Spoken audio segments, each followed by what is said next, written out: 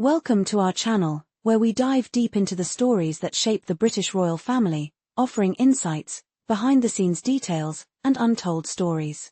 Today, we bring you a royal scandal that has been quietly simmering behind palace walls but is now making waves in public discourse. In this episode, we'll explore the ongoing tensions between Queen Camilla and Duchess Sophie of Edinburgh. What is the real reason Duchess Sophie omitted Queen Camilla from her intimate birthday celebrations? How did Queen Camilla react to the whispers around Lady Louise Windsor potentially becoming a working royal? And what does all of this mean for the future of the monarchy? In recent months, there has been increasing speculation about the strain between these two senior members of the royal family. The disruption of long-standing royal customs during the pandemic has only exacerbated the difficulties these royals face in maintaining their relationships, both with each other and with the public. According to royal insiders, growing differences between Queen Camilla and Duchess Sophie are not just limited to public events but seem to cut to the very heart of the family dynamics.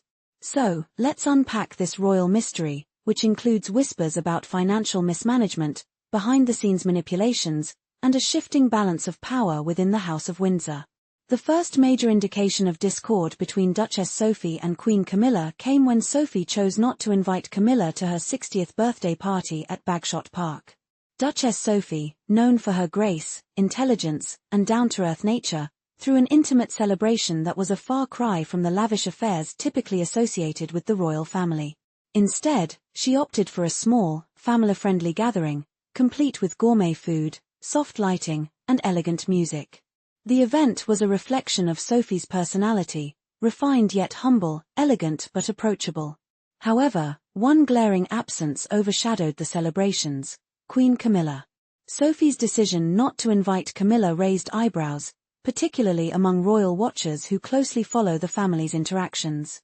Could this have been an innocent scheduling conflict, or was it a deliberate snub? Given the history of tension between the two women, many believe that the omission was intentional. Guests at the event were quick to whisper about the growing rift between the two duchesses, with some speculating that the conflict between Sophie and Camilla runs much deeper than what the public has seen so far. To understand the full scope of this conflict, we need to look back at the relationship between Queen Camilla and Duchess Sophie over the years. While there have always been whispers of subtle tension between the two women, it has been especially pronounced since Camilla's ascension to the role of Queen Consort following Queen Elizabeth II's death. Before that, both women were seen as loyal supporters of the monarchy and its traditions, each carving out her own space within the royal framework. Sophie, a key figure in the royal family, has long been admired for her ability to connect with the public, her diplomatic skills, and her uncontroversial nature. She was widely praised for her grace and intelligence after marrying Prince Edward in 1999, and she quickly earned a reputation as a modern royal who was committed to both her public duties and her family. Her ability to navigate the royal spotlight with finesse and maintain a low-key yet significant role within the family was a key part of her appeal. On the other hand, Camilla's journey to becoming Queen Consort was much more fraught. Having been involved in one of the most controversial affairs in royal history, Camilla was not initially embraced by the public. Her relationship with Charles, which began in the 1970s, was marred by the breakdown of his marriage to Princess Diana. After Diana's tragic death, Camilla was viewed by many as the other woman who had destroyed the fairy-tale marriage between Prince Charles and the beloved princess. It took years for Camilla to earn any semblance of public acceptance. Her careful public appearances, alongside her marriage to Prince Charles in 2005, slowly allowed her to shift her image from a social outcast to a respected figure within the royal family. However, even as she rose to power, many members of the royal family, including Sophie, struggled to accept her role as Queen Consort, particularly given the unresolved wounds left by Princess Diana's legacy. One of the key points of contention between Queen Camilla and Duchess Sophie centers around Camilla's comments about Lady Louise Windsor, Sophie's daughter. Lady Louise, who has been largely shielded from the public eye, is seen by many as a poised and capable young woman. While she has shown little interest in taking on an official royal role, there has been ongoing speculation that she may eventually choose to serve the crown in a greater capacity. Camilla, however, has reportedly made dismissive remarks about Lady Louise's qualifications for royal duty.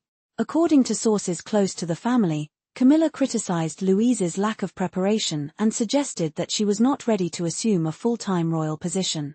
This comment was reportedly deeply upsetting to Sophie, who has always been protective of her daughter and her family's reputation. Sophie, known for her calm demeanor, was said to have taken Camilla's remarks personally, seeing them as a veiled insult to her daughter's character and her own maternal instincts. Beyond personal grievances, the royal family is also embroiled in a more significant issue: financial mismanagement. The Duchy of Cornwall, which is traditionally under the control of the heir to the throne, was handed over to Prince William following his father's ascension to the throne. However, there have been growing rumors that Camilla, during her time as the Duchess of Cornwall, may have used funds from the duchy for her own personal gain. These allegations have sparked outrage among some members of the royal family, including Sophie, who sees such behavior as a breach of royal ethics.